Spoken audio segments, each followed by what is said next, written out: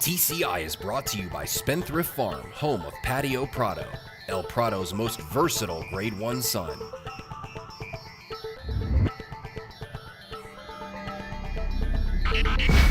Welcome back to TCI, your inside track to the Breeders' Cup alongside Joel Cunningham. I'm John Siegel. Well, Joel, it was a shakeup for our top fives this weekend, which it usually is this time of year. Sure. Each time we're really starting to solidify these top horses moving forward into the Breeders' Cup. We had two of our number ones in action at Keeneland. Of course, I'm talking about Wise Dan and Groupie Doll. Both of those horses lose, but one of them you're not too disappointed about. Let's talk about Groupie Doll first. You know, it's kind of disappointing to see her run third in here. She was up, towards the front and just couldn't kick home. Tell me, what did you think of her performance? Well, look at the Twin Spires TV race replay, John, and I'll show you. I mean, what you don't see, I guess, Turner for home is, and look at this beautiful HD footage from Keeneland. I love it.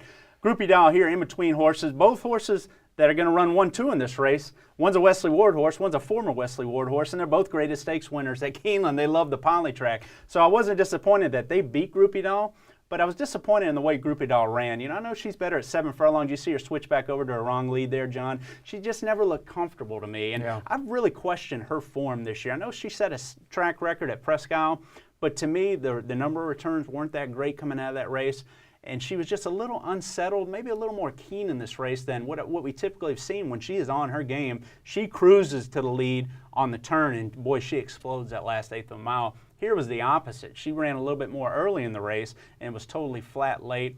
Wasn't her typical performance. I know getting back to 7 furlongs on the dirt's what Buff Bradley wants, but I'd be a little concerned right now for the Groupie Doll fans, her defending her title, because that filly mare sprint, it is loaded in my opinion. A lot of good fillies and mares this year in that division. All right, well, let's move on to the other number one that was in action, of course. That is Horse of the Year, Wise Dan. Joel, this is unfortunate for Wise Dan in that it was pouring down rain. They had to take the race off the turf and put him on a synthetic, which is a surface he likes, but this was just an unfortunate situation for him. It really was. I was out there Saturday, John, and boy, did the rain come down in a hurry. And I don't care what they say about the poly track. I know it probably drains better than maybe a natural surface with their draining system, but the bottom line is so much rain came down fast that track was holding water. And I guarantee it was playing different. I mean, horses that Silver Max had never run on it before went fast early, went 46 and change, and still powered home. Now, I know he's in good form, but Wise Dan normally likes a regular poly track. He ran well in here, John, but he was spinning his wheels to catch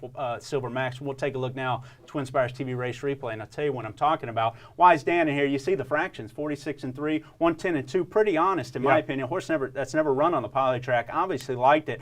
But they were splashing, coming through this. I mean, it was a downpour. So things just didn't go as planned for Wise Dan. I still think he put in an honest effort here. You see him trying. I don't take anything away from him. Unlike Groupie Doll, I like Wise Dan going back into the mile. The only question I have with Wise Dan is how good are the Euros? And we're going to find that out probably next weekend at Royal Ascot. That QE2, pay attention to that. There's a lot of good European milers in that, depending on that performance. I know it's a quick turnaround to the mile. Depending on that performance, I think you're going to see how good the European milers are and who may come over. All right, well, let's move now to a couple other divisions that really saw a lot of shakeup. I want to talk about the juvenile division real quick because we see Honor Code, our horse that was, number one going into the weekend. Obviously, you leave him in at number one. My question to you is, do you even think they're going to run in the juvenile? That's a great question, John. It doesn't sound like it. I mean, if I had to guess, I would say no, but they're considering it, so I have to leave him at number one for now because I truly believe getting around 2 turns that this is the best horse. I really believe that. He's so devoid speed right now and still learning the game that he just allowed a good horse like Havana to get a big head start on him around 1 turn, and he couldn't run him down. Inside quality speed is always great in 2-year-old races, John. And if you're really having to make up that amount of ground on a horse like Havana that got great speed figure returns in his first start at Saratoga, that has that sharp speed, you see the head here of Honor Code trying to run him down and just falls short. Havana, take nothing away. Great performance by him. Got a 98 Brisnet rating. Very competitive with these 2-year-olds right now. Havana, being by Dunkirk, you would assume he would handle at least a mile and a 16th with that pedigree. That's the old Lanes End secret status, Kentucky Oaks female family of Dunkirk. So I have to put Havana at number 2, and you see how much we think of the Champagne field. Right on Curlin, sort of emptied out. Got on a kind of quick pace first time around 2 turns in the Iroquois. Him cutting back now, to a one-turn mile. I thought he ran well in here. I mean, he wasn't much further behind Honor Code at the wire, and those three dominated the race. So I'm going to leave those top three from the Champagne and 1, 2, 3. The local horse Dance with Fate at Santa Anita move up one spot, but I think these three are clearly heads above the rest of them. Wired Brian's interesting. You know, he might have been one of the top Saratoga 2-year-olds at one point. You know, he's a New York bred, returned at Finger Lakes, got a 106 Bristnet right now. Wow. It was at 6 furlongs, but he won easy. He's out of a runaway groom mare. Some of the Stormy Atlantics will stretch out, so I'm going to put him in the 5 spot because you look at strong mandate, due diligence. Moser hasn't worked in a few weeks.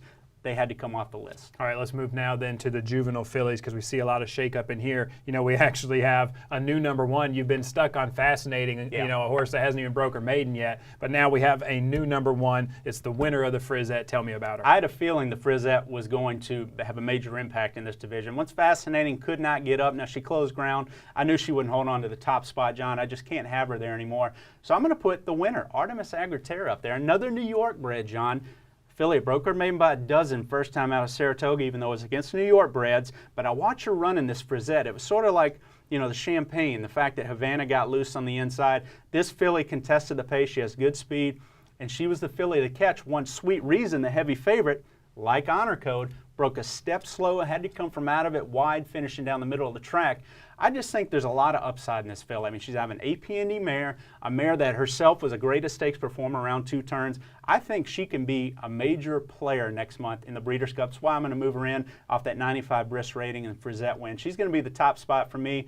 A Sweet Reason, I hate to move her down a spot, John, but you know, I just have to do it because I still like the local horse Fascinating. And my Conquistador, affiliate ran awesome in the Alcibiades. I mean, your imagination runs wild with how good she can be.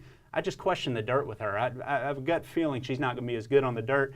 Untappable, affiliate people are forgetting about for Steve Asmussen. Watch out. I still think she's pretty good. And the Grable Winner's Secret Compass, just not doing it enough for me to stay on with this top 5, as well as Concave. All right, one more division to talk about. It's a division we see a lot of shakeup in. I mean, we saw Triniberg number 1. You know, he's defending champion from last year. He was our number 1 going into the weekend. Joe, when I look at the list now, he's not even on it anymore. Well, the sprint is a mess right now, John. I mean, it really is. You want to talk about, there are a lot of wide open divisions, but there aren't, you know, many divisions right now that are, you know, maybe as disappointing as the sprint. I mean, there's really no 3-year-old participation this year. I mean, I look at it and I don't see, you know, any quality 3-year-olds. I mean, Let 'Em Shine is disappointed, Declassifies disappointed, and I look at other horses like Jimmy Creed's hurt now and obviously retired, and you just start looking across the board and the sprinters look a little light. So I'm going to go with the last 2 prep winners, and they were both actually not even favorites to win. Obviously, the Vosburg winner, Private Zone, who I liked in that race. I put him at number 1.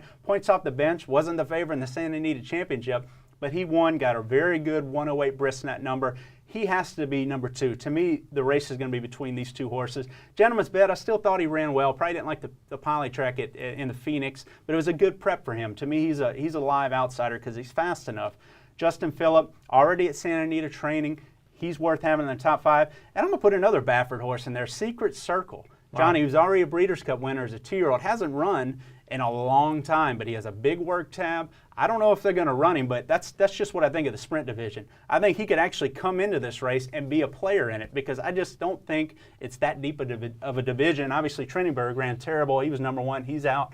And I talked about Declassify running bad. He's out. Well, listen, I don't normally challenge you very much on these top 5s, but I got to challenge you on this one because I'd like to go back and watch the points off the bench race and show you the horse that runs second in here. He's done it twice now. His name's Golden Sense. How come he's not even on the list? You know, that's a fair point. Watch points off the bench here. Lug in. I mean, it takes him forever to switch his lead. Mike Smith has a really tough time with him. He has a reputation for that, and that could cost him in the Breeders' Cup Sprint, in my opinion. But he's in such good form, and that was such a fast, legitimate local prep. I have to have him rated much higher. Golden Sense is finishing strong here, John. But I just think Golden Sense is more of a 7 furlong to mile and an eighth type horse. To me, he just doesn't have the lick to get through the traffic and get up going 6 furlongs at a track like Santa Anita. That's just my gut opinion. I look at his numbers. I think he's better suited for the dirt mile. And I do have him in the top 5 for the dirt mile. So we'll see what they do with Golden Sense. But for me, he just doesn't have enough speed currently for 6 furlongs, in my opinion. Fair enough. Thank you, Joel. Thank you guys for watching. Make sure you come back next week. And hey, if you haven't signed up for our interactive email yet to keep up with our top 5s, please do so. Visit onefasthorse.com, look to the right-hand side, and sign up. And make sure you come back next week. We're going to talk a lot more about the Breeders' Cup.